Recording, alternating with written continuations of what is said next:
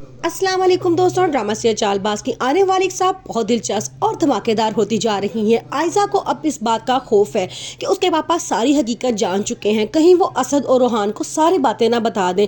इसलिए अब वो फैसला करती है कि उनका भी इस घर से जाने का बंदोबस्त किया जाए। वो अपने पापा के पास जाती है, उनसे बहुत बदतमीजी करती है और उन्हें कहती है कि अपना सामान पैक करें और यहाँ से जाएं अब।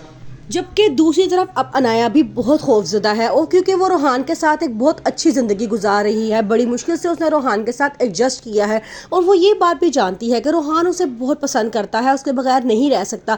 इसलिए अब वो चाहती है कि शायान कभी भी उसकी ज़िंदगी में दोबारा वापस ना आए। लेकिन वो ये बात भी जानती है कि शायान बहुत ज़िद्दी इंसान है, वो इतनी आसानी से उसका पीछा नहीं छोड़ेगा। असद अब फैसला करता है कि आशिर और इशल को इस घर से नहीं जाने देगा। वो कहता है कि अपने बाप के बाद इस घर का सबसे बड़ा मैं हूँ, सबको जोड़ के रखना मेरा काम है।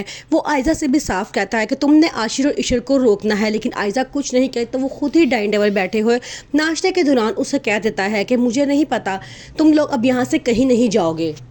आशिर कहता है कि आप जानते हैं कि मैं इशल के बगैर नहीं रह सकता। तो वो कहते हैं कि मुझे इशल के भी यहाँ रहने पे कोई एतराज़ नहीं है। अब आयजा को बहुत गुस्सा आता है क्योंकि उसकी सारी प्लानिंग उल्टी हो जाती है। दूसरी तरफ अब इशल उसे आयजा को तंग करना शुरू कर देती है। वो उसे कहती है कि ओह, आप चाय पी रही हैं, चेक कर लेना, देख के पीना, कहीं इसमें भी मैंने कुछ मिलाया ना हो और आप पीते साथ ही ऊपर चली जाएं।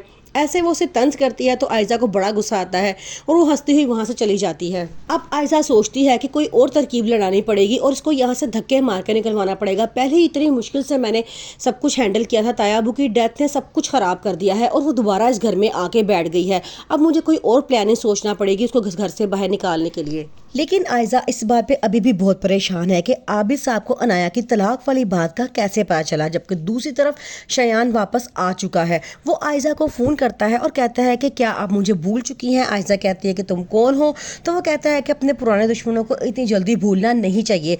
जब आयजा सुनती है कि यह शयान बात कर रहा है तो वो बहुत परेशान हो जाती है और घबराहट से फ़ोन बंद कर देती है।